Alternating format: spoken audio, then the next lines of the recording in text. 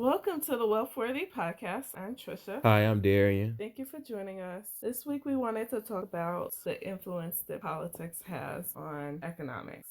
With the election being near and there being a lot of talks about what we would like to see the president do in the near future, it's a topic that we thought was worth delving into. So what are your thoughts about the current political ways and how our president can help shape what economics look like for the masses? I feel like you can't put it all on the current president or the next president that will win this upcoming election in November. I think we all have to do our part. I feel like as Americans, we all are in different places in our life, but at the same time, we have things and dreams, things we want to do and dreams that we want to accomplish. So you have to try to best position yourself in a place where you can accomplish that and pretty much be able to put yourself in a financial place where you can accomplish your dreams and not just put it on one individual, because at the end of the day, we all still have to do our part no matter what the situation is. Yeah, but do you feel like people are trying to do their part, but there are obstacles or things that prevent them from being able to really gain in the way that they would want to?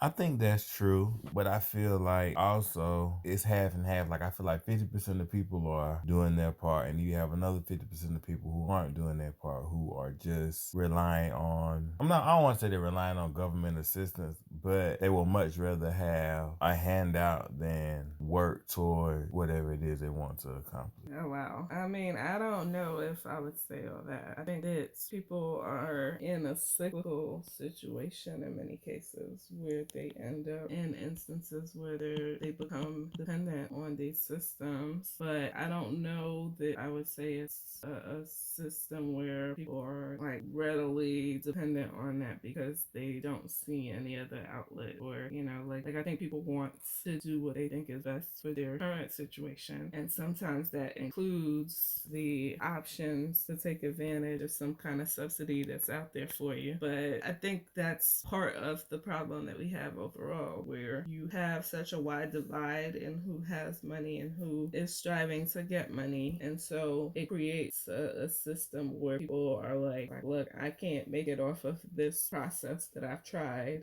because it's still not enough. So how can I take advantage of these things? Whereas the people at the top are also taking advantage of different subsidies, right? Like they are able to get tax breaks. They're able to figure out ways to avoid certain fees that the average person typically has to pay. And in doing so, they can continue building up their wealth while we have situations where other people are kind of forced in many ways to take advantage of situations that aren't going to make them rich, but it at least helps them put food on the table or take care of their family or whatever the case. So, I mean, when I think about it like that, it's a complex situation, but in terms of how the president or any political figures can really help in that situation, I think it's a delicate balance between how do you get people to be self-sufficient and how do you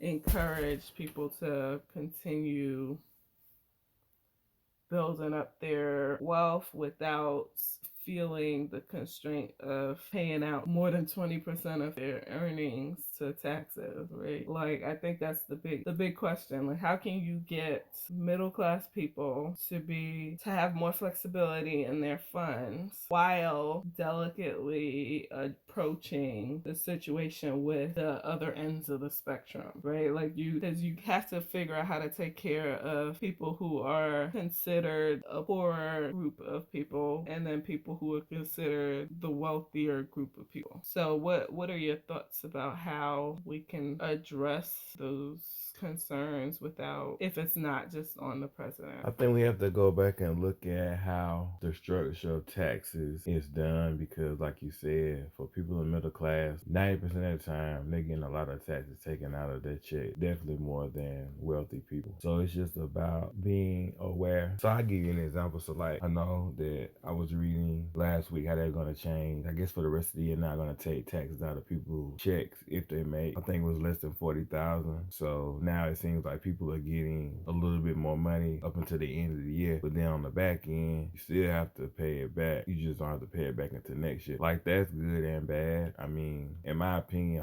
this is just me, I would much rather you just take the taxes out and call it a day, because now it's like, for people who don't really make a lot or prepare to, or don't save, you're making this person work harder to have to pay something back next year. And honestly, it's really not their fault. It's just because, in my opinion, the American system doesn't really work. So now you're forcing someone's hand, and I just don't agree with that. And let me go back and clarify about what I said earlier. Nothing is wrong with getting government assistance. I've had it before, but I think you just have to change your mindset and understand it's just part of your journey, meaning you can't be dependent on it. So, like, yes, getting government assistance, there's nothing wrong with that, but you also still have to have a plan to get yourself out of that, if that makes sense. Yeah, I mean, I think that there's a lot of consideration that needs to happen in terms of educating people on how to use money as a tool that'll help you to build wealth, right? Like, people understand that they can spend money to get things that they want, right? And people don't have problems spending money,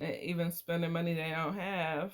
But I think that you really need to have a chance at understanding what it really means to save enough, invest enough. Like, if you're looking to open businesses, right? Like, how do you go about all these different things that allow you to continue building and growing your money, especially if you're interested in kind of reaching a point where your income is uncapped, right? So those are the things that I would want to see more policies around in order to protect the interest of the masses in terms of their ability to learn more about building their own wealth, so you at least have a way to approach it, versus like what we have now. I feel like if there are programs, it's usually centered around getting you out of debt because they've recognized that you've extended beyond your means, right? And now they're trying to get you to at least come back out debt free. But it's like we have to get to a point where you're not in a situation where you're getting in debt or you're so restricted that you can't take advantage of opportunities that are necessary, right? Like, which is why I think the whole conversation about like whether or not college or higher education should be free is such a big deal, because you want to give people access to things, but what price is worth it to pay? Agreed. Any other thoughts on how we approach this? I think we all just have to do our part the best way we know how. When I think about the election and what's about to happen in November, I feel like we're voting for two lesser evils. Each candidate tells you they're going to do all these things to help the American people. You may agree with some of the things, you may not. It's really up to you. But also at the end of the day, like I said, you have to do your part the best way you know how. Yeah, you do have to do what you can. And I feel like we talked about in the past just the idea that the local government is a big deal for us all to become more involved with, because like we put so much emphasis on the president, but we all know that the Congress is a representation of our overall nation. And so you need to understand what Congress is doing, what the Senate's doing, what your individual local governments are doing, what the different municipalities, right? Like what are all these people doing to help impact your situation? Because every law that they're passing has direct impact on what you're doing. And I think too, like we don't necessarily think about how different some of these state laws are when you go state to state. Like, it's even being in Georgia for all this time, I don't feel like I have a full grasp on all the differences between New York law and Georgia law, right? Like, we know some of the bigger ones when it comes to like carrying weapons or, you know, just how we approach the workforce. But I think there are a number of different intricacies that we don't necessarily get into on a day to day. And so unless you have a degree in it,